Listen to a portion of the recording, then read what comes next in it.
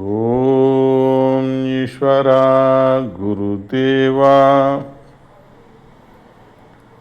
அம்மா அப்பா குரு அருளால் மகரிஷிகளின் அருள் சக்தி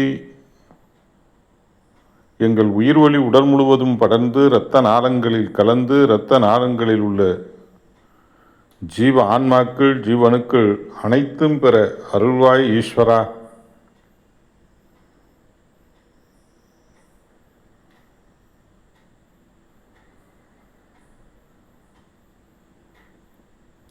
ஓம் ஈஸ்வரா குருதேவா கருணை சுரூபா. இப்பொழுது நாம் பார்க்க இருப்பது நாராயணனின் அவதாரம் 10, அதாவது கடவுளின் அவதாரம் 10.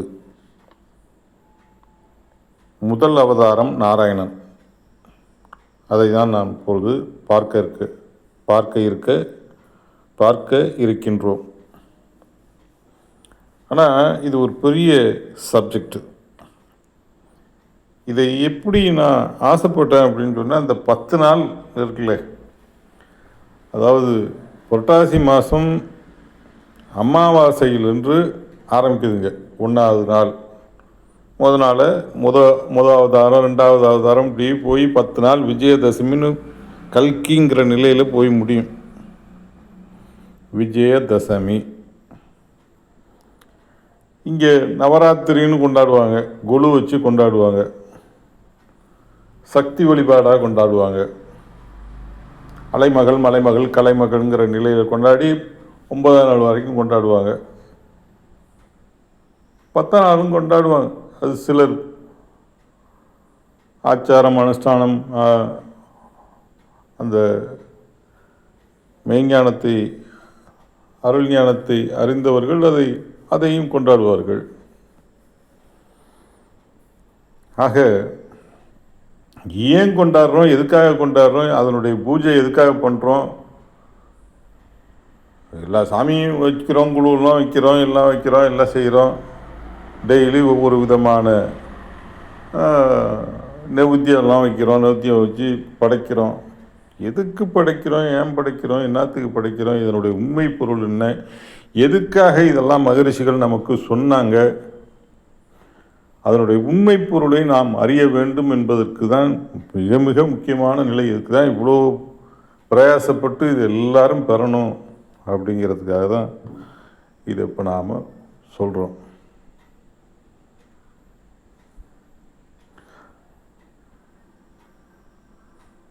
ஆக முதல் அவதாரம் நாராயணன். நாராயணன் ஆரம்பிச்சிட முடியுமா? சூரியன் எப்படி உருவானதுன்னு சொல்லணும், நட்சத்திரம் எப்படி உருவானதுன்னு சொல்லணும், அடுத்தது கோள் எப்படி உருவானதுன்னு சொல்லணும், இதில் மனிதன் எப்படி உருவானதுன்னு சொல்லணும். எல்லாம் வந்தால் தான் அவதாரம் 10 நிறைவாகும். ஆனால் சாமியும் ஷார்ட்டாக தான் கொடுத்துட்டு வராங்க. எல்லாரும் புரிஞ்சுக்கிற மாதிரி அதை கொண்டு போகணும். சாதாரண மக்களும் எழுத்தறிவு இல்லாதவங்களும் இதை புரிஞ்சுக்கணும் அப்படிங்கிற நிலையில் தான் நாம் இதை கொடுத்துட்டு வந்துட்டுருக்கோம். ஆகவே இந்த 10 நாளுக்குள்ளே இதை முடிக்கணுங்க. ஆனால் எல்லாம் பெரிய பெரிய பதிவுகளாக தான் வரும். பொறுமையாக கேளுங்க, தப்பு ஒன்றும் கிடையாது. ஆனால் கேட்காம மட்டும் இருந்துடாதீங்க, பொறுமையாக கேளுங்க. ஆக முதல் அவதாரம் நாராயணன், 2வது அவதாரம் விஷ்ணு, 3வது அவதாரம் ராமன் எண்ணம், 4வது அவதாரம் கண்ணன் கண் உருவுது. விண்ணிலேருந்து சூரியன்லேருந்து உயிரணு உருவாகிட்டு வருது. முதல் அவதாரம் நாராயணன் சூரியன், 2வது அவதாரம் நாராயணனின் மறு அவதாரம் உயிரணு, அதுக்கு விஷ்ணுன்னு பேர். 3வது அவதாரம் ராமன் எண்ணம், ஒரு கண்ணில்லாத புழு அந்த வாசனையை, அந்த உணர்வின் தன்மை எண்ணமாக உருவாகுது. அது எல்லாம் போக நம்ம ஒவ்வொரு அவதாரத்திலையும் அதை பார்க்கலாம். கண்ணன் அடுத்தது கண் உருவாகுது, அதையும் பார்க்கலாம். கூர்ம அவதாரம் ஆமையை போட்டு காமிச்சிருப்பாங்க. கூர்மையாக இப்போ உபதேசம் கேட்குறோம் அப்படின்னா கூர்மையாக அதை கேட்கணும், கூர்ந்து கவனிக்கணும், கூர்ந்து அதை செயல்படுத்தணும். அப்படிங்கிறது தான் கூர்மை அவதாரம். அடுத்தது வராக அவதாரம். நாற்றத்தை பிளந்து நல்லதை எடுத்தல். இந்த பிரபஞ்சத்தில், இந்த காற்று மண்டலத்தில், காற்று மண்டலமே சாக்கடை ஆயிடுச்சு. ஆனால் எல்லா பதிவுகளும் இருக்குது, நல்லதும் இருக்குது, கெட்டதும் இருக்குது. மகரிஷிகள் வெளிப்படுத்திய உணர்வலைகள் எல்லாமே காற்றலைகளில் இருக்குது. அதை எப்படி பன்றி ஒரு சாக்கடையில் போய் வாயை அப்படி வச்சு அதில் உள்ள பருப்பினை எடுக்குது, நல்ல விஷயத்தை எடுத்து சாப்பிடுதோ, அதுபோல் வராக அவதாரத்தை போட்டு நமக்கு காமிச்சிருக்காங்க. அடுத்தது பரசுராம அவதாரம், மனிதராக உருபெறும் நிலை. அடுத்தது பலராம அவதாரம். ஒவ்வொரு எண்ணங்கள், பலருடைய எண்ணங்கள். பலராம அவதாரம். ராமன்னா எண்ணம். அப்போ ஒவ்வொரு நிலையில் நம்ம வயது ஆக ஆக ஆக, குழந்தையிலிருந்து வயது ஆக ஆக பல்வேறு விஷயங்களை நாம் தெரிஞ்சுக்கிறோம். அதெல்லாம் எண்ணமாக குருவாக நம்மள்கிட்ட செயல்படுது. அடுத்தது கல்கி, 10வது அவதாரம் கல்கி. சரிங்களா? இப்படி 10 அவதாரம் இருக்குது. இப்போ முதல் அவதாரம் நாராயணன் பார்க்க போகிறோம். நாராயணன் பார்க்குறதுக்கு முன்னாடி சாமி சொல்லிகிட்டே வருவாங்க எப்படி இதெல்லாம் உருவாகுதுன்னு. அப்பப்போ நான் இடையில் நானும் அதுக்கு என்னுள் தெரிஞ்ச அளவில் நான் அதை வெளிப்படுத்துகிறேன். சரிங்களா? ஓம் ஈஸ்வரா குருதேவா கருணை ஸ்வரூபா. இப்போ நாம் உள்ள போகலாம். ஓம் ஈஸ்வரா குருதேவா. நாராயணன் மாமகரிஷி அகஸ்தியரும் ஞானிகளும் தம்முள் கண்டுணர்ந்து விளைய வைத்த இப்பேரண்டத்தின் பேருண்மையின் தன்மைகளை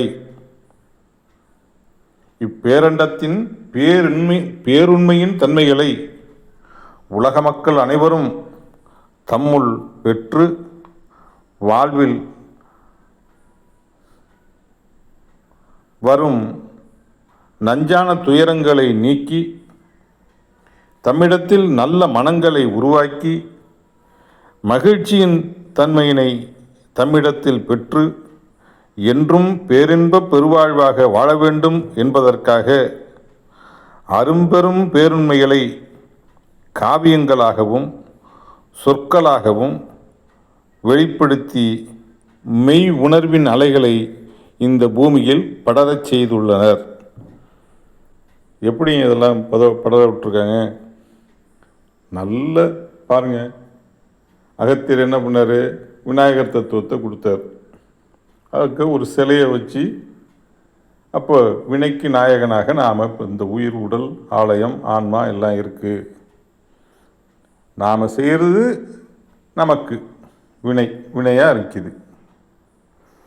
இதுபோல் முருகக்கடவுளை அருள்பாலித்த போகமா மகரிஷி எல்லாரும் என்ன பண்ணியிருக்காங்க? காவியங்களாக, இதிகாசங்கள். ராமாயணம் பாருங்கள், ராமாயணம் என்ன பண்ணியிருக்கார்? வான்மீகி மாமகரிஷி ராமாயணத்தை உருவாக்கினார். இதிகாசமாக இருக்குது. அடுத்தது வியாச பகவான் மகாபாரதத்தை உருவாக்கி அதுவும் இருக்குது. இப்படி ஞானிகள் என்ன செய்யிருக்காங்க?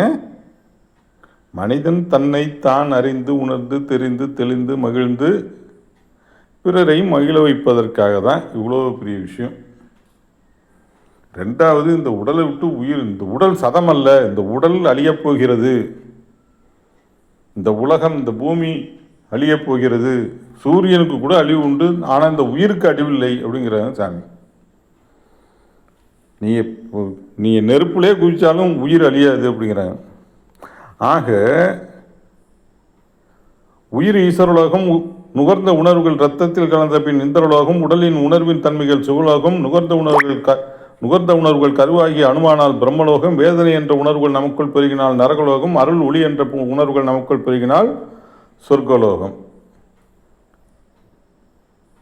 உடலை விட்டு உயிர் பிரிஞ்சிட்டுன்னு சொன்னால் நேராக சப்தரிஷி மண்டலம் போகணும். அந்த சப்தரிஷி மண்டலம் வள்ளலார் அடைந்த நிலை, ராமனுக்கு அருட்பிரகாச வள்ளலார் அடைந்த நிலை, விவேகானந்தர் அடைந்த நிலை,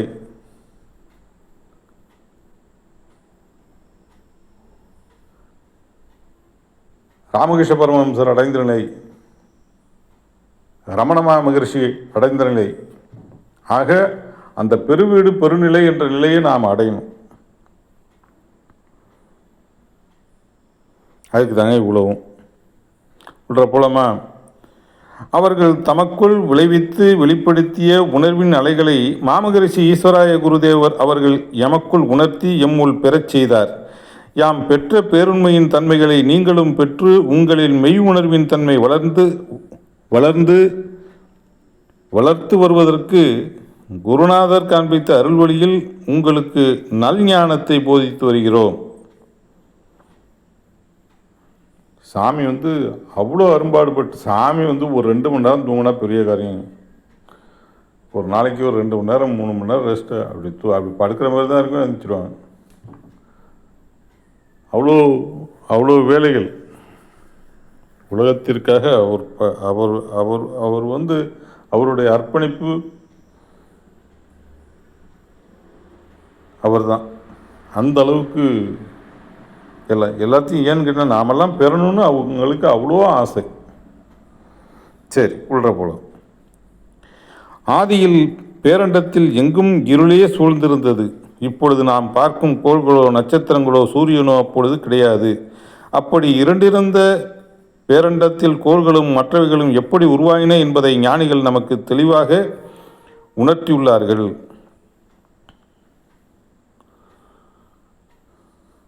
அது எப்படிங்கிறத அழகாக சொல்கிறாங்க பாருங்க. அதாவது இப்போ நாம் பார்க்குற சூரியனோ நிலாவோ சந்திரனோ விஞ்ஞானத்தினுடைய முதிர்ச்சினால் நாம் தெரிஞ்சுக்கிட்ட இந்த நாம் பார்க்குறோம்ல நவக்கோள்கள், 27 நட்சத்திரங்கள், இந்த நவக்கோள்கள் 27 நட்சத்திரங்கள் சேர்ந்தது தான் பிரபஞ்சம். இதெல்லாம் எப்படி உருவானதுங்கிறதுக்கு இப்போ வராரு பாருங்க. இதுபோல் எத்தனையோ கோடி பிரபஞ்சம் இருக்குது. அவ்வளவும் தெரிஞ்சவங்க தான் சாமி, பார்த்தவங்க தான் சாமி. உள்ள போகலாம். நாம் ஒரு காலி பாத்திரத்தை மூடி வைத்திருந்தால், ஒரு பாத்திரம் இருக்குது, அதை மூடி வைக்கிறோம். ஒரு சில மாதங்கள் அதை அப்படியே மூடியே இருக்குது. நல்ல பெரிய பாத்திரம் போட்டு மூடி வச்சிடும். காற்றே உள்ளே போக முடியாத அளவுக்கு இருக்குது. 1 வருஷம் 2 வருஷம் 3 வருஷம்ட்டு இருக்குன்னு வச்சுங்க. என்ன ஆகும்? அந்த பாத்திரத்துக்குள்ளே ஒரு விஷம் உருவாயிடும். நாம் ஒரு காலி பாத்திரத்தை மூடி வைத்திருந்தால் மூடி வைத்த பாத்திரத்துக்குள் ஒருவித விஷத்தன்மை உருவாகிறது. சிறிது நாட்களுக்கு பின் மூடி வைத்து பாத்திரத்தை திறந்து எதையாவது ஊற்றினால் அதனில் விஷத்தன்மை கலந்துவிடும். அந்த பாத்திரத்துக்குள்ளே ஒரு தண்ணியை ஊற்றி நாம் அந்த தண்ணியை குடிச்சிட முடியுமா? அவ்வளோ விஷமும் அதில் உள்ள அவ்வளோ விஷம் ஃபார்ம் ஆகிருக்கும். ஆக இதை போன்று பேரண்டம் அகண்டு இருக்கப்படும் பொழுது அதில் ஆவியாக உருப்பெற்று அடர்த்தியின் தன்மை அடைகின்றது. அதில் சிறிது காலம் ஆனபின் பேரண்டத்தில் உருவான அடர்த்தியின் தன்மை நஞ்சின் தன்மையை அடைகின்றது. இவ்வாறு விஷத்தன்மை அடைந்தபின் அது தனது வலுவாக இயக்கத் தொடங்கி விடுகிறது. இதை போன்றே விஷமற்ற தன்மை கொண்ட ஆவியின் தன்மை வெளிப்படும் பொழுது விஷத்தன்மை அடைந்த ஆவியின் தன்மை அதனை தாக்குகின்றது.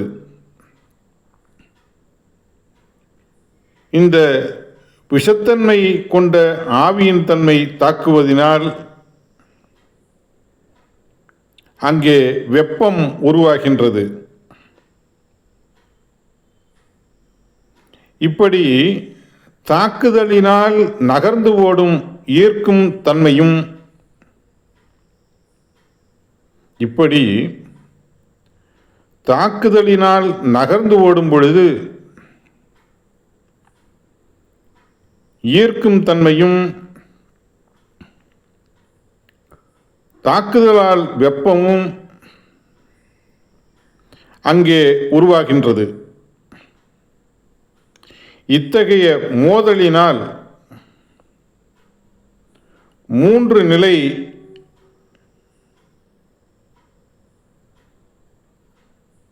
உருவாகின்றது.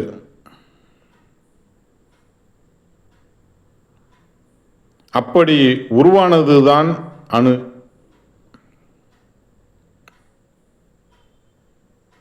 அதுதான் கவரும் சக்தி, இயக்கும் சக்தி, உருவாக்கும் சக்தி என்ற நிலைகளில் முதலில் உருவாகின்றது.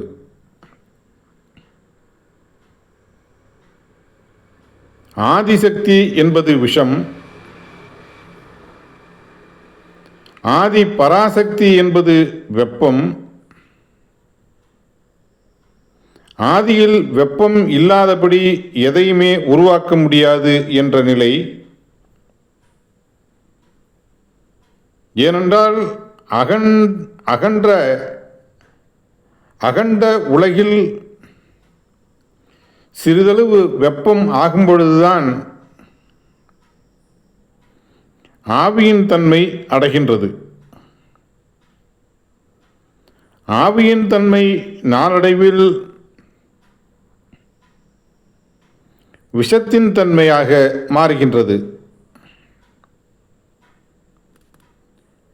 விஷத்தின் தன்மை அடைந்தபின் விஷமற்றதை தாக்கும் பொழுது ஒன்றுடன் ஒன்று உராயப்படும் பொழுது வெப்பத்தின் நிலைகள் உருவாகி நகர்ந்து ஓடும் பொழுது ஈர்ப்பின் தன்மை அடைகின்றது. ஆக இதனில் அணு உருவாகி அணுவுக்குள் வெப்பம் உருவாக்கும் சக்தியாகவும், காந்தம் எதனையும் ஈர்த்து தன்னுடன் இணைத்து அரவணைக்கும் சக்தியாகவும், விஷம் எது தன்னுள் இணைந்தாலும் அதனின் உணர்ச்சிகளை உந்தும் சக்தியாகவும் இருந்து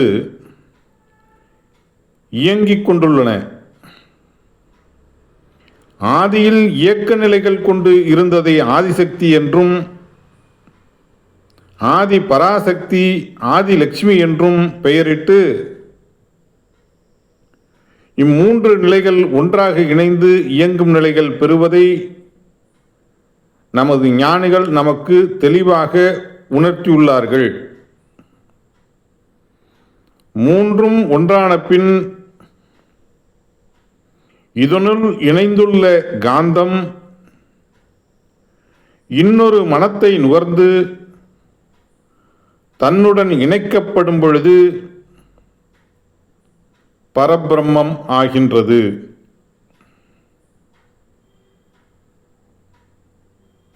அது தன்னுடன் இணைத்து உருபெறச் செய்கின்றது. எத்தகைய மனத்தை தனக்குள் இணைத்ததோ அந்த அணுவின் தன்மை அதனில் ஞானமாக இயக்கத் தொடங்கும்.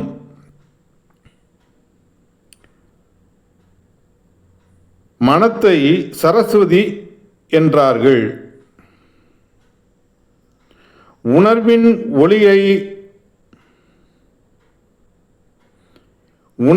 ஒளிகளை எழுப்பி அது தான் கவர்ந்த மனத்தின் தன்மையை வெளிப்படுத்தும். உணர்வின் ஒளிகளை எழுப்பி அது தான் கவர்ந்த மனத்தின் தன்மையை வெளிப்படுத்தும். ஆகவே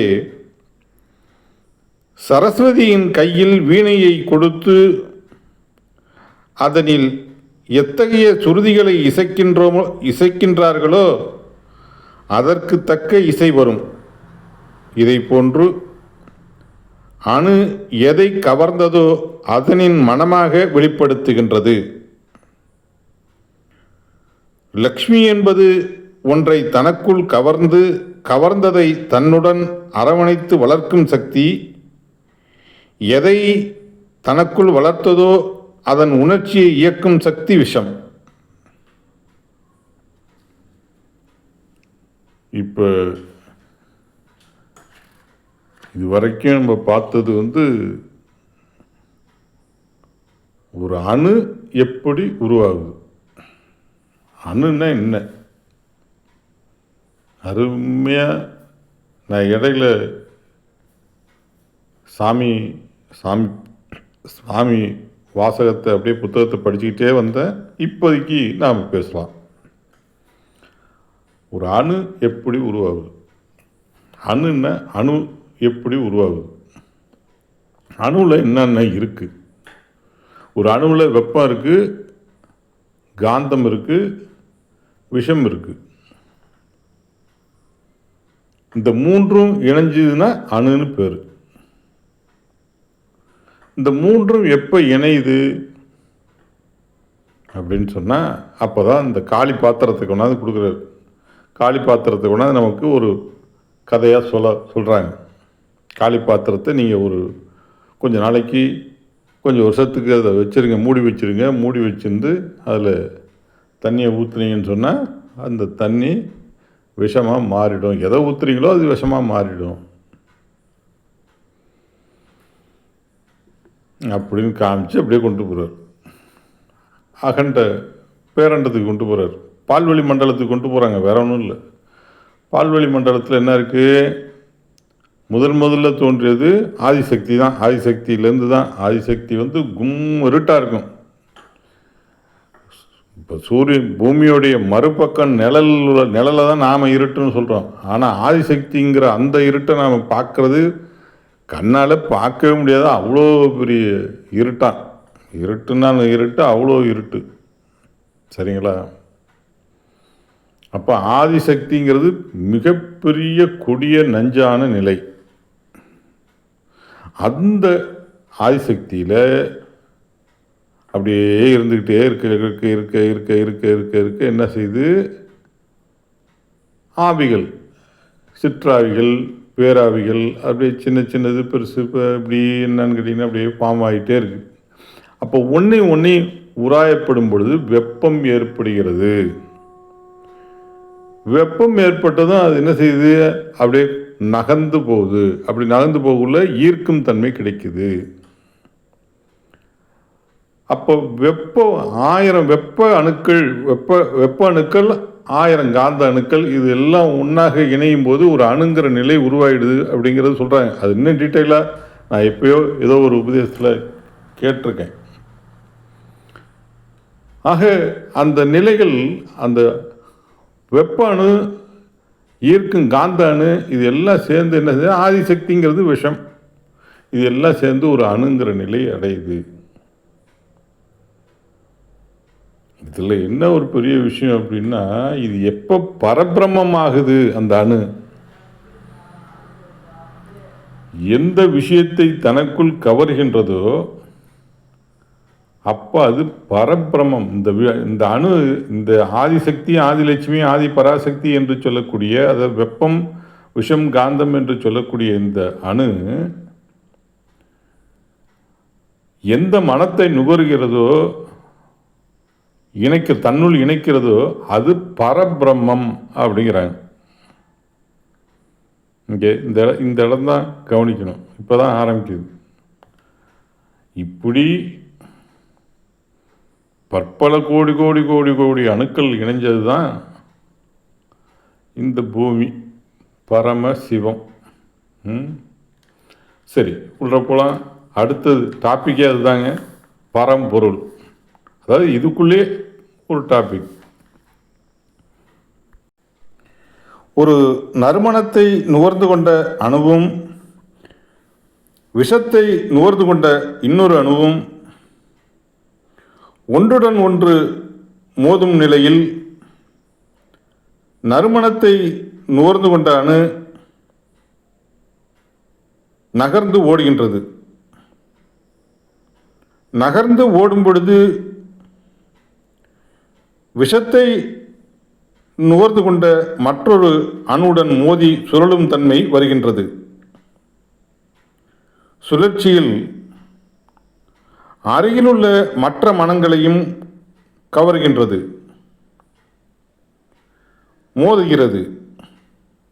இப்படி மோதிய உணர்வு கொண்டு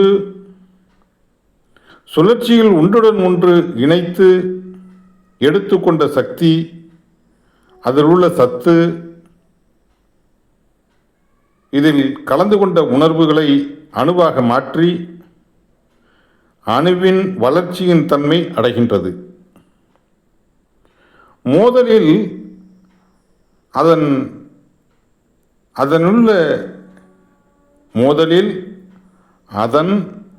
அதனிலுள்ள காந்தம்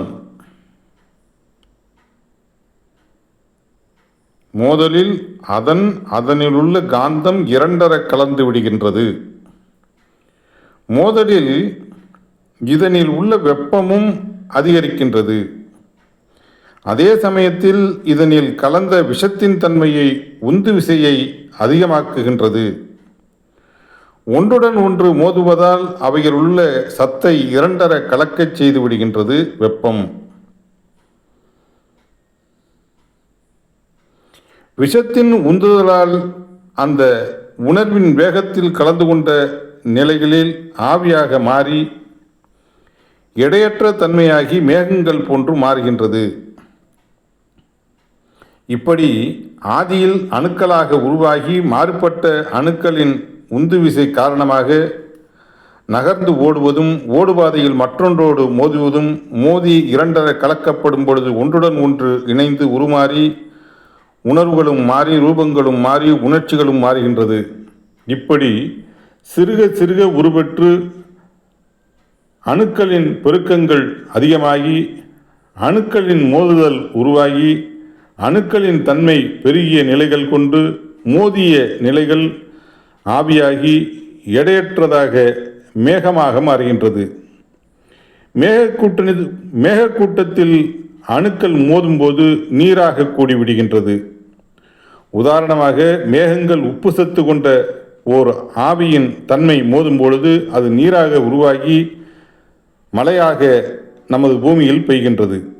இதை போன்று பேரண்டத்தில் எதிர்நிலை கொண்ட ஆவிகள் மேக கூட்டங்களாக கூடினாலும் இதற்கு எதிர்மறை கொண்ட ஒரு மேகக்கூட்டமும் இன்னொரு மேகக்கூட்டமும் மோதும் பொழுது அது நீரின் தன்மை அடைகின்றது.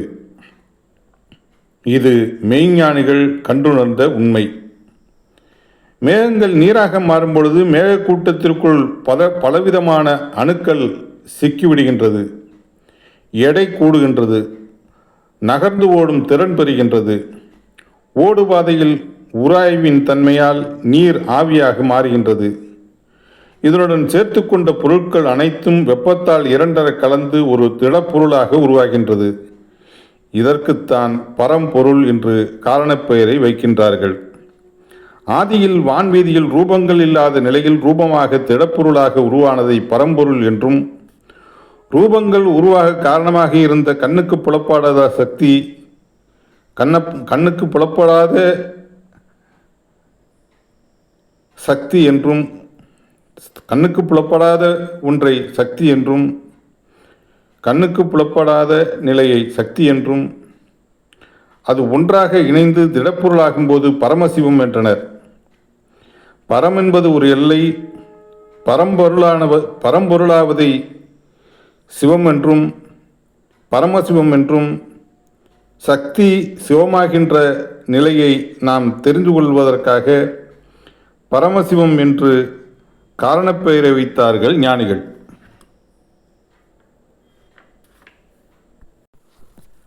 பரம்பொருள் தன் அருகில் காந்தப்புலன் மோதும் பொழுது சுழற்சியின் தன்மையை அடைகின்றது.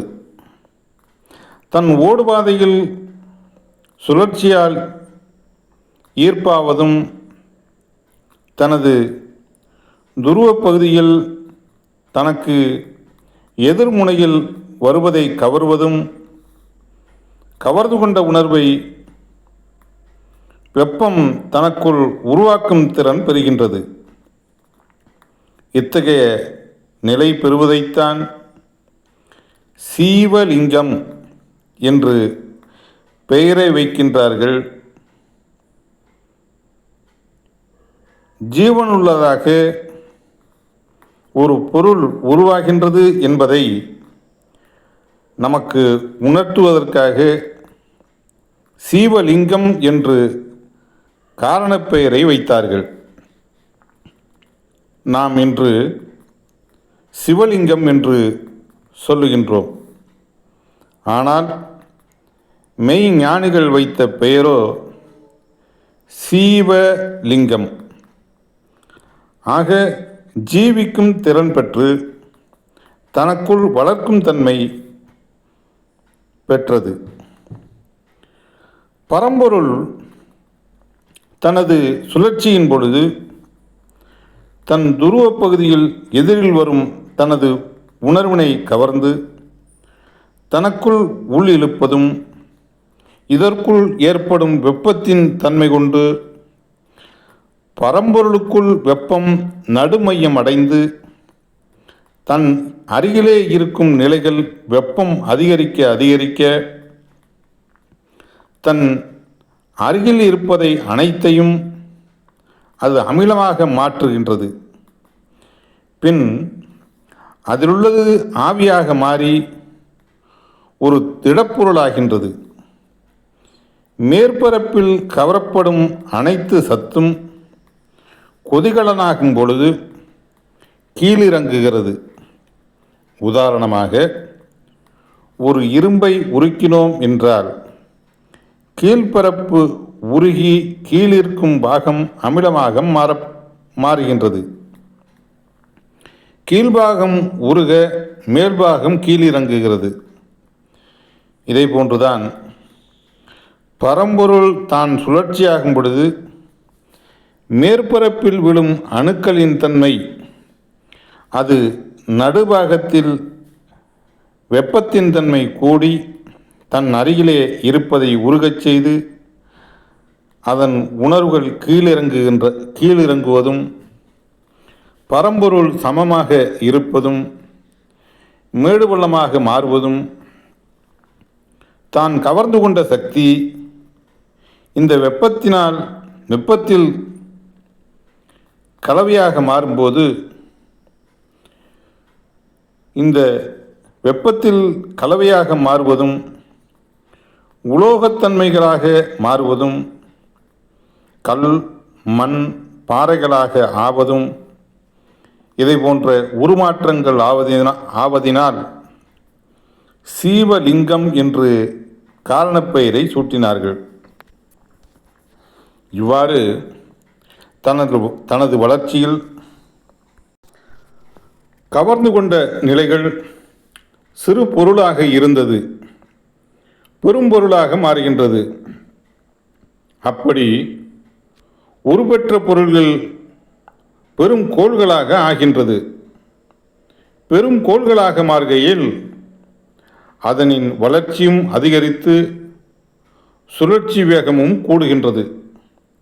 சுழற்சியின் தன்மையால் வெப்பத்தின் தன்மையும் ஈர்ப்பின் தன்மையும் அதிகரிக்கின்றது.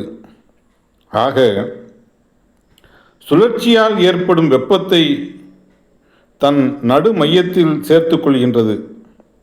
இதனால் வெப்பத்தின் தணல் அதிகமாகின்றது. தன் அருகிலே இருக்கக்கூடிய பொருள்களின் கலவைகளை சீக்கிரமாக மாற்றுகின்றது. இந்த உணர்வின் தன்மை பாறைகளாகவும் உலோகங்களாகவும் மாறுபடுகின்றது. இவ்வாறு கோள்களின் தன்மை அதிகரிக்க அதிகரிக்க தனது துருவத்தின் பகுதியில் அதிகமாக ஈர்க்கவும் தன் உணர்வின் தன்மை பெருக்கவும் கோளின் தன்மை சுழற்சியின் வேகம் கூடி அதனின் நடுமையம் வெப்பத்தின் தணல் கூடி அமிலமாக மாறுகின்றது. உதாரணமாக, ஒரு இரும்பு திடப்பொருளாக இருப்பதை நெருப்பில் போட்டால் அது அமிலமாக மாறுகின்றது. இதேபோன்று பரம்பொருள் மையத்தில் அமில நிலை உருவாகின்றது. முதலில் நீராக இருந்தது, அதனில் ஒன்றாக பல உணர்வின் அணுக்கள் இணைந்தது, அதனில் நீர் ஆவியாகி ஒன்றாக இணைந்த அணுக்கள் இரண்டர கலந்து ஒரு பொருளாக மாறியது. அதே சமயம் அதனின் சுழற்சி வேகத்தில் வெப்பம் உருவானது. அதனில் இணைந்த உணர்வுகள் உருகும் தன்மை அடைந்தது. அதனில் உருமாற்றங்கள் ஏற்படும் நிலைகள் பெற்றது. இதுபோன்ற இந்நிலைகளெல்லாம் சந்தர்ப்பத்தால் உருவான நிலைகள். கடவுள் என்ற தனித்தன்மை இல்லை. இயற்கையில் சந்தர்ப்பத்தால் இணைந்த சக்தியின் நிலைகள் எதிர்மறை கொண்டு இயங்கும் நிலைகளால் தான் ஒன்றுடன் ஒன்று மோதி ஒன்றுடன் ஒன்று இணையும் நிலை உருவானது. கடவுள் என்பது வெப்பமாக உள்நின்று தனது இயக்கத்தின் தொடர் கொண்டு தனக்குள் வருவதை உருமாற்றி உணர்வை மாற்றி பல நிலைகளை உருவாக்குகின்றது. உள்நின்று இயங்கும் வெப்பத்திற்கு தான் கடவுள் என்று காரணப்பெயரை வைத்தார்கள். பரம்பொருள் தனது வளர்ச்சியில் வரப்படும் பொழுது தனது சுழற்சியின் வேகத்தினால் உருவாகும் வெப்பத்தினால் தனக்குள் இருப்பதை அமிலமாக மாற்றுகிறது. அமிலமாக இருப்பதை தனது சுழற்சியின் வேகத்தில் உமிழ்த்துகின்றது, பரப்புகின்றது. இந்த அமிலத்தன்மைகள் அனைத்தும் அதனின் சுழற்சி பாதையில் சுழல் வட்டமாக அமைகின்றது. எப்படி சிலந்தி தனது வலையினை விரித்து வைத்து அதனில் வந்து விழுந்து சிக்கிக்கொள்ளும் உயிரினங்களை தனது உணவாக எடுத்துக்கொள்வதும் மற்றொன்றை தனது இனவிருத்திக்கு பயன்படுத்தி கொள்வதை போன்றுதான் கோள் தனது உணர்வின் வளர்ச்சியின் தன்மையில் நட்சத்திரங்களாக மாறுகின்றது. நட்சத்திரங்கள் சிலந்தி வலையை போன்று தனது உணர்வின் தன்மையை பரப்பி பால்வெளி மண்டலங்களாக அமைத்து விடுகின்றன. பிற மண்டலங்களிலிருந்து தனது ஓடுபாதையில் அகண்ட நிலைகளில் தன் அருகிலே வருவதை கவர்ந்து அது பால்வெளி மண்டலங்களாக அமைந்தபின் இது ஓடும் நிலைகளில் சுழற்சியின் நிலைகளில் அதனுடன் சேர்ந்து சுழலும் பொழுது அது தூசியாக மாறி அதன் உணர்வுகள் அலைகளாக மாறுகின்றது. தூசியின் தன்மை அடையப்படும் பொழுது தனக்குள் விளைந்ததை போன்று இது தனக்கு உணவாக கவர்ந்து கொள்வதும் தனக்குள் உருமாறும் நிலையை அடைகின்றது. இவ்வாறு உருப்பெற்ற இந்த நிலைதான் இதை நட்சத்திரமாக்கி அதனின் உணர்வின் துகள்களைத்தான் சிறுக சிறுக எடுத்து தன் உணர்வின் தன்மை தனக்குள் விளைந்த இந்த நிலையை அமிலத்தன்மையாக மாற்றி தனக்குள் ஏற்படும் வெப்பத்தை தணித்து இதை உணர்வின் தன்மை அமிலமாக உருவாக்கும் தன்மை வருகின்றது. உதாரணமாக, இன்று ஒரு உயிரணு தனக்குள் உணவாக எடுப்பது இரத்தமாக மாறுவதும் அதிலே வடிக்கும் நிலைகள் அமிலத்தன்மை அடைவதும் அமிலத்தன்மைகள் ஒன்றாக இணைந்து இந்த உணர்வின் தன்மை கருவாக வித்தாக உருவாவதை போன்று அதனின் நிலைகளை தன் பருவத்தில் பாதரசங்களாக உருவாக்குகின்றது. உலகை சிருஷ்டிக்கும் கருவின் நிலைகள் வித்தாக உருவாகின்றது பாதரசமாக. இதை இவ்வாறு உருவற்ற உணர்வுகள் தனக்குள் குளிர்ச்சி நிலைகள் அடைந்து தனக்குள் வெளிப்படும் கணம் கூடிய பாதரசம். ஏனென்றால் சிறிதாக இருப்பினும் அதனுடைய துகள்களை கவரப்படும் பொழுது இதனின் எடை கூடும் தன்மைகள் அடைகின்றது. அடைந்த உணர்வுகள் வெளிப்படுத்தும் போது அது சுழற்சியின் வேகத்தில் வீசப்படும் பொழுது தன் அருகிலே இருப்பதை தான் கவரும் நஞ்சின் தன்மையை ஒடுக்கி வைத்து உணர்வின் தன்மையை ஒளி கதிர்களாக மாற்றுகின்றது. இது சூரியனாகின்றது. ஒளிக்கதிரின் தன்மை அது அனுப்பும் உணர்வுகள் சுழற்சியில் ஏற்பதும் மற்றொன்றை வெப்பமாக்கி பிரிப்பதும் என்ற நிலைகளில் அது சூரியனாக மாறப்படும் பொழுது இதனின் ஈர்ப்பு வட்டத்தில் இதன் துணை கொண்டு வளரும் அந்த துகள்கள் அதனதன் நிலைகள் கொண்டு சுழலத் தொடங்கினால் அது கோள்களாக மாறுகின்றது. அதனின் வளர்ச்சி பெறும்போது அதன் தூர நிலைகளில் இருப்பதெல்லாம் அது மற்ற நிலைகளை எடுத்து இது சிறுக சிறுக அந்த கோளின் தன்மை நட்சத்திரமாக மாறுகின்றது.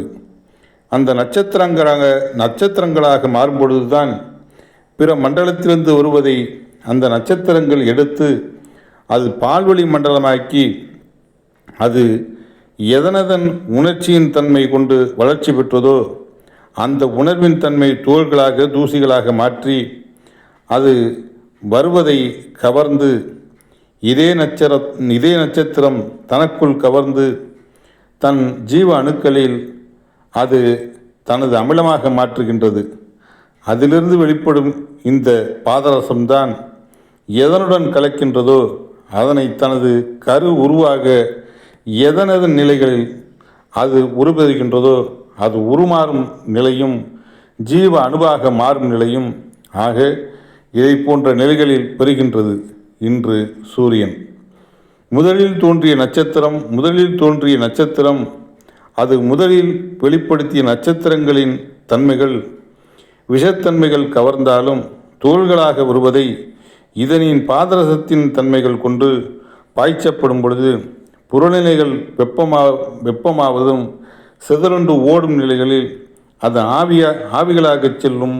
அந்த ஆவியின் நிலைகளில் மீண்டும் அதிலிருந்து வெளிப்படும் அணுக்கதிர்களை எடுத்து இது வீசி அது நுகர்ந்து ஓடுவதும் அதே சமயத்தில் சுழற்சியில் தனக்குள் கவரும் நெஞ்சினை பிரித்துவிட்டு ஒளியின் சுடராக தன் பாதரசங்களாக மாற்றிக்கொண்டே இருக்கும்.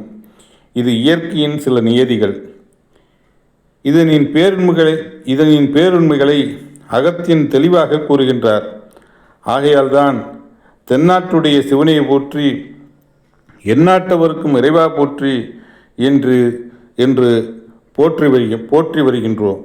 இப்படி உருவான அந்த நிலைதான் இன்றைய நிலைகளில் விஷத்தன்மைகள் உமிழ்த்தப்படும் பொழுது முதலிலே விஷத்தன்மை பெற்றது கேது. அதே சமயத்தில் அதனின் உணர்வை தான் நுகரப்படும் பொழுது ராகு. நீங்கள் எந்த பொருளின் தன்மை உணர்ந்தாலும் இந்த விஷம் சூழ்ந்துவிட்டால் இருள் சூழும் நிலையே வரும். ஆக விஷத்தின் தன்மை தனித்தன்மையாக இருக்கப்படும் பொழுது அந்த உணர்ச்சியை ஊட்டும் நிலைகள் பெறுகின்றது. ஆனால் மற்ற கோள்களான செவ்வாய், புதன், வியாழன் போன்றவைகள் தமக்குள் மற்ற உணர்வின் தன்மைகளை உலோகங்களாகவும் உயிரணுக்களுக்கு சாதகமான நிலைகளையும் உருவரும் மாற்றங்களையும் உருவாக்குகின்றது. செவ்வாய் என்பது நாதகாரகன். இப்பொருளின் தன்மை கொண்டபின் இதனுடன் இணைந்தபின் அப்பொருளின் தன்மை எதுவோ அதன் ஒளிகளை எழுப்பும் திறன் பெற்றதும் அதற்கு ஜீவன் நிலைகளில் அது அறியும் தன்மை பெற்றது. புதன் என்பது சூரியன் அருகிலே அது இருப்பதை அது சூரியன் கவரும் நிலைகளை இடைமறித்து பல கோள்களும் பல நிலைகளும் தனக்குள் எடுப்பதை உலோகத்தன்மையாக மாற்றுகின்றது. ஒரு அடுப்பை வைத்து ஒரு பக்கம் நெருப்பை வைக்கப்படும் பொழுது அடுப்பின் மேல் பல பொருட்களை போட்டு வைத்திருந்தால் அதனின் கலவை மாற்றமாகி வெளிப்படுவதைப் போன்று சூரியனின் ஈர்ப்பு வட்டத்தில் உராயும் தன்மை வரப்படும் பொழுது புதன் தன் நிலைகளில் வெப்பம் அதிகமாகி பின்புறமாகவும் தாம் நுகரும் தன்மை அது சிக்கிய பின் தன் உணர்வின் தன்மையை மாற்றி அது ஆவியாக மாறி வெளிப்படுவதை இதே இதே சூரியனிலிருந்து வரப்படும் வெப்பகாந்தம் கவர்ந்து நகர்ந்து ஓடும் நிலைகள் வருகின்றது. ஆக மற்றதோடு இது நகர்ந்து வெளிவீசும்போது மற்ற கோள்கள் சுழற்சியின் தன்மை தன் அருகிலே கவர்ந்து இதனின் தன்மை மாற்றமடைகின்றது. சூரியனில் கேதுவும் ராகுவும் அது வெளிப்படுத்தும் உணர்வுகள் நட்சத்திரங்கள் கதிரியக்க பொருள்களை உருவாக்கும் நிலைகள் கொண்டு இந்த கலவைகள் ஆகும் பொழுது அந்த அணுக்களின் தன்மை மாற்றமாகி கலவையின் தன்மைகள் எந்தெந்த தன்மைகள் கவர்கின்றதோ அது செவ்வாய்க்கோள் உணர்வின் ஒளிகளை எழுப்பும் தன்மையும் புதன்கோள் உலோகங்களை உருவாக்கும் தன்மையும் பெறுகின்றது. அதனின் நிலைகள் பரவி வரப்படும் பொழுது இவை அனைத்திற்கும் வியாழன் குருவாக இருக்கின்றது. ஒரு மருந்துடன் சிறிதளவு விஷத்தை கலக்கப்படும் பொழுது அந்த மருந்திற்கே வீரியத்தன்மை உருவாகின்றது. இதை போன்றுதான் வியாழன் தனது வளர்ச்சியின் தன்மையில் தனக்குள் பெற்ற இந்த உணர்வின் தன்மையை தனக்குள் உருவாக்கி அதனுடைய அமிலங்கள் எதனுடன் கலக்கின்றதோ அது கதிரியக்க பொறிகள் இதை இயக்கும் சக்தியாக இணைக்கும் சக்தியாக உருவெறுகின்றது. ஆகவே பிரபஞ்சத்திற்கு குரு வியாழன் கோள் என்று காரண பெயரினை சூட்டினார்கள். அதே சமயத்தில் சனி தன் உணர்வின் தன்மை தனக்குள் வரப்படும் பொழுது இது ஆவியின் தன்மை அடையப்படும் பொழுது ஆரம்பத்தில் எவ்வாறு ஆவியின் தன்மை மேகமாக மாறி மேகத்தின் தன்மை கொண்டு அணுக்கள் மோதப்படும் பொழுது நீராக மாறுகின்றதோ அதே போன்று அது தன் சுழற்சியின் தன்மையில் அது எடுக்கும் தன்மை கொண்டு இன்று மலைப்பகுதிகளில் மேலே இருந்து வரும் உணர்வுகளை பனிப்பாறைகளாக மாற்றுவது போன்று சனிக்கோள் இவை அனைத்தும் உருமாறும் தன்மை வருகின்றது. இதனால்தான் சனி என்ற நிலைகளில் பனித்துகள்களில் நீரின் தன்மை பாறைகளாக மாறி அதன் சுழற்சியின் வேகத்தில் சிறுக கவர அது அதன் உணர்வின் தன்மை தன் பிரபஞ்சத்தில் கவர மற்ற கோள்களின் தன்மை இதனுடன் கலந்து எதனதன் நீரின் தன்மையை அதிகமாக சனிக்கோளின் தன்மை துகள்கள் பரவப்படும் பொழுது பூமி அதை கவர்ந்து அதற்கு தக்கவாறு நீராக மாறும் தன்மையினை தனக்குள் பெறுகின்றது. ஆக பனிப்பாறைகளாக உறைந்து அதனின் துருவப்பகுதியில் உறைந்தாலும் இதனின் தன்மையை நீராக மாற்றும் தன்மை உண்டு. வியாழனிலும் இதே நிலைகள் உண்டு. பனிப்பாறைகள் உருவப்பட்டு இதனின் நிலைகள் மூடப்பட்டு அதற்குள் உருவாகும் உணர்வுகள் சூரியனை போன்று பனிப்பாறைகள்தான் அடங்கியது உண்டு. சூரியனுக்கு அடுத்ததாக வியாழன் தன்மைகள் இதை இணைக்கப்படும் பொழுது இதிலுள்ள நீர் சத்துக்கள் இரண்டாக திரவப் பொருளாக மாறுகின்றது. இதைப்போன்று பிரபஞ்சம் உருவாகும் நிலைகளில் இதனை சாதாரண மனிதரும் அறிந்து கொள்ளும் வண்ணம் தெளிவாக காவியங்கள் மூலம் ஞானிகள் நமக்கு உணர்த்தியுள்ளார்கள். சிவ தத்துவத்தில்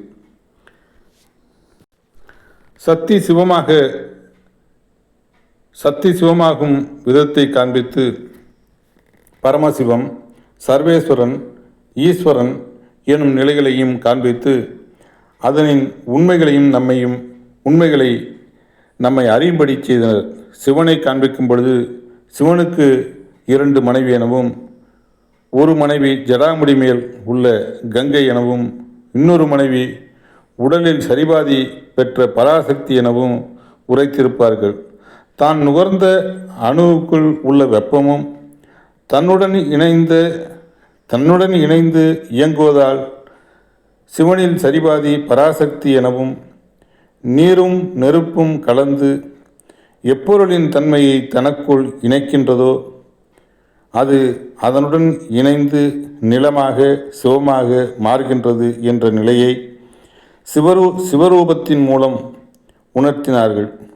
சிவன் கையில் உள்ள திரிசூலம் நீர், நிலம், நெருப்பை நமக்கு உணர்த்தி திரிசூலத்தில் உள்ள உடுக்கையின் மூலம் ஒரு பொருளின் தன்மை ஒன்றிலே மோதப்படும் பொழுது அதன் மோதலில் நாதங்கள் மாறி உணர்வின் தன்மை எப்படி மாற்றமாகின்றது என்ற நிலைகளை நமக்கு உணர்த்தினார்கள். சிவனின் கழுத்திலும் கையிலும் விஷம் கொண்ட பாம்பு இருக்கும். ஆக இதன் மூலம் விஷத்தின் இயக்கத்தையும் விஷத்தின் தன்மை மற்றொன்றுடன் கலந்தபின் அது எதனின் உணர்வை நுகர்ந்ததோ அதனின் இயக்கமாக இயங்கும் நிலையையும் நமக்கு தெளிவாக உணர்த்தினார்கள். சிவன் உடலிலே மான் தோல், யானை தோல், புலித்தோல் இவற்றிலான உடைகள் இருப்பதாக காண்பித்து, மானும் சிவமே, யானையும் சிவமே, புலியும் சிவமே என உரைத்து, இதனின் உணர்வினால் உடல்கள் மாற்றமாகி உணர்வின் தன்மை கொண்டு மனிதனாக உருவானோம் என்பதை தெளிவாக்கி, ஜடாமுடியில் பிறைச்சந்திரனை போட்டு ஒரு பொருளுடன் ஒரு பொருள் இணையப்படும் பொழுது அதனதன் செயல்கள் சமப்பகுதி இழந்து விடுகின்றன. ஆக அதனின் நிலைகள் குறைந்து விடுகின்றன என்ற நிலையை தெளிவாக்கி, உலகம் உருவான விதத்தை ஞானிகள் சிவரூபத்தின் மூலமாக நமக்கு உணர்த்துகின்றார்கள். இப்படி ஞானிகள் ஆதியில் கோள்களும் நட்சத்திரங்களும் சூரியனும் பிரபஞ்சமும் எப்படி உருவானது என்று நமக்கு உணர்த்தி, உணர்வின் தோற்றத்தையும் உயிரணுவின் தோற்றத்தையும் அதன் பரிணாம வளர்ச்சியையும் மனித சரீரத்தையும் மனிதர் தம் உயிரான்மா பெற வேண்டிய நிலை எது என்பதையும் நமக்கு உணர்த்துவதற்காக ஒரு உயிரணுவின் உள்நின்று இயக்கும் வெப்பத்திற்கு கடவுள் என்று பெயரிட்டு, உயிரணு தம்முள் உள்ள வெப்பத்தின் இயக்கத்தின் தன்மை கொண்டு உணர்வினை கவர்ந்து தன்னுள் இணைத்து கொண்ட உணர்வுக்கேற்ப எவ்வாறு தன் வளர்ச்சி பெறுகின்றது என்பதை ஞானிகள் நமக்கு தெளிவாக்கி, நம்மை நல்வழிப்படுத்துவதற்காக உயிரினத்தின் பரிணாம வளர்ச்சியை கடவுளின் அவதாரங்களாக வகைப்படுத்தி, உயிரினத்தின் பரிணாம வளர்ச்சியை கடவுளின் அவதாரங்களாக வகைப்படுத்தி, உயிரினத்தின் பரிணாம வளர்ச்சியை கடவுளின் அவதாரங்களாக வகைப்படுத்தி, உயிரணுவின்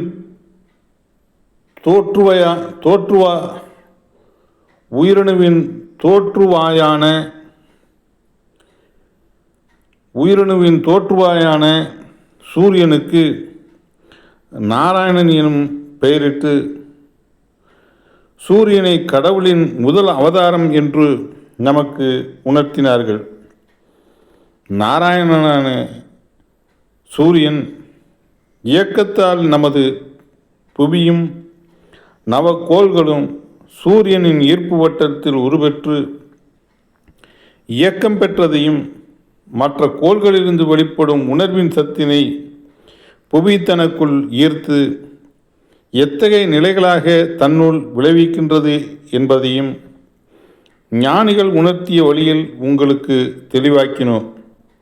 நமது பிரபஞ்சத்தில் உணர்வை உருவாக்கும் நிலைகள் கொண்டு சிருஷ்டிக்கும் உணர்வுகளில் சூரியன் முதல் கடவுளாகின்றது.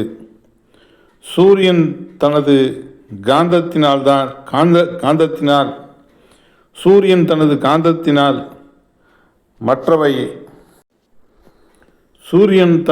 காந்தத்தினால் மற்றவைகளை தன்னுள் இழுத்து தன் நிலைகளை வளர்த்ததினால் அதற்கு லட்சுமி நாராயணா என்று காரணப்பெயர் அறிவித்தார்கள்.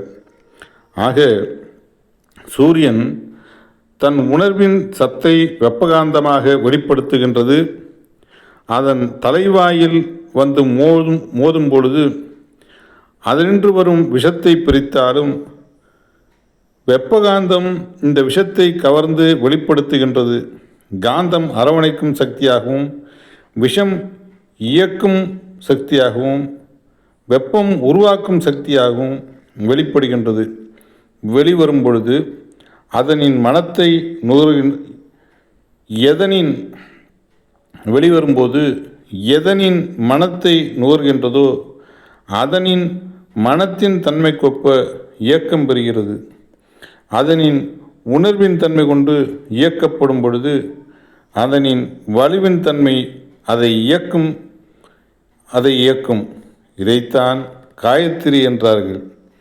பார்க்கடலில் ஆதிசேஷன் மேல் பள்ளி கொண்டு நாராயணன் இவ்வுலகை ரட்சிக்கிறான் என்றும், சூரியன்தான் முதலில் கவர்ந்து கொண்ட சக்தியை ஸ்ரீதேவி என்றும், அடுத்து அது திடப்பொருளாகும்போது பூதேவி என்றும், ஆக நாராயணன் இரு சக்தியின் துணை கொண்டு இயங்குகின்றான் என்றும் உணர்த்தினார்கள். சிவதத்துவத்தில் கங்கை ஒரு மனைவி என்றும், அதனுடன் சேர்ந்த வெப்பம் இன்னொரு மனைவி என்றும், ஆக சிவனுக்கு 2 மனைவி என்று வைத்து, நீரின் சக்தியும் வெப்ப சக்தியும் இல்லை என்றால் ஒருவரும் சக்தி இல்லை. ஆக இரு சிவசக்தி ஆனாலும் சூரியன் காந்தத்தால் இழுத்து உரையச் செய்யும் பொழுது உடலாக மாற்றப்படும் பொழுது ஸ்ரீதேவி என்றும், இப்படி உடலின் தன்மை அடைந்தபின் சுழற்சியின் தன்மை பெற்று தன்னை வளர்த்து கொள்ளும் நிலை உருவாகின்றது. ஆக இது பூதேவி என்றும் ஞானிகள் தெளிவாக்கியுள்ளனர். நாராயணன் ஒரு கடவுள். அவன் எங்கோ இருந்து நம்மை ரட்சிக்கிறான் என்று எண்ணுகின்றோம். ஆனால் நாம் வேதங்கள் நமக்கு உணர்த்திய மூலத்தின் உண்மையை உணர்வை நுகர்ந்து அந்த கருத்தின் உணர்வாக இயங்கத் தொடங்கினால் அதனின் உணர்வை நாம் பெற்று சூரியன் ஒளிச்சுடரானது போன்று மனிதர் தனது 6வது அறிவின் துணை கொண்டு 7வது நிலையான ஒளியின் உணர்வின் தன்மையை தமக்குள் வளர்க்க முடியும் என்று சொல்லி இந்த அளவில் ஞானகுரு மாமகரிஷி வேணுகோபால சாமிகள் இதை நிறைவு செய்து கொள்வோம். மகிழ்ச்சி, பேரானந்தம். இப்போ நாம் பார்த்தது நாராயணன் என்ற முதல் அவதாரம் சூரியன். நாராயணனா சூரியன். இப்போ சூரியன் உருவானதும் சூரியன் எப்படி மற்ற கோள்கள் வளர்ந்த நிலையும் பூமி வளர்ந்த நிலையும் சூரியன் வளர்ந்த நிலையும் நமக்கு சாமி எடுத்து சொன்னாங்க. அடுத்தது ஒவ்வொரு அவதாரத்திலையும் வரும். இந்த அவதாரம் மட்டும்தான் லெங்க்த்தாக வரும். பாக்கியெல்லாம் ஒரு 10-15 நிமிஷத்தில் முடிஞ்சிடும். குருவர்களை பெறுவோம், அருள்வழியில் சொல்வோம், மெய்ப்பொருள் காண்போம், மெய்ப்பொருளை அடைவோம். இதுவரை இந்த அருளுரை கேட்டுக்கொண்டிருந்த அனைத்து உயிராத்மாக்களும் சாமிமா சர்க்குருதேவர்களால் துருவ நட்சத்திரத்தின் பேரருள் பேரொளி, சப்தரிஷி மண்டலங்களின் பேரருள் பேரொளி அனைவரும் பெற்று, நாம் அனைவரும் பெற்று, நம்மை அறியாது சேர்ந்த தீய வினைகள், சாப வினைகள், பாவ வினைகள், பூர்வ ஜென்ம வினைகள் அனைத்து மகன்று நமது குடும்பங்கள் முழுவதும் அந்த சக்தி படர்ந்து நாமும் நம் குடும்பத்தாரும் நாம் பார்க்கும் குடும்பத்தாரும் வாழ்வில் எல்லா நலங்களும் எல்லா வளங்களும் பெற வேண்டும், அருட்செல்வம் பெற வேண்டும், பொருட்செல்வம் பெற வேண்டும், அனைவரும் பரிபூர்ணமான உடல் நலம் பெற வேண்டும், அனைவரும் பற்றற்ற நிலையில் கோடீஸ்வரனாக வேண்டும். இப்பிறவியின் நோக்கமான பிறவியில்லா நிலையை பெற்றே தீர வேண்டும், பெற வேண்டும். ஈஸ்வரா குருதேவா கருணை சுரூபா. ஓம் ஈஸ்வரா குருதேவா. குருவே சரணம், குருவே துணை.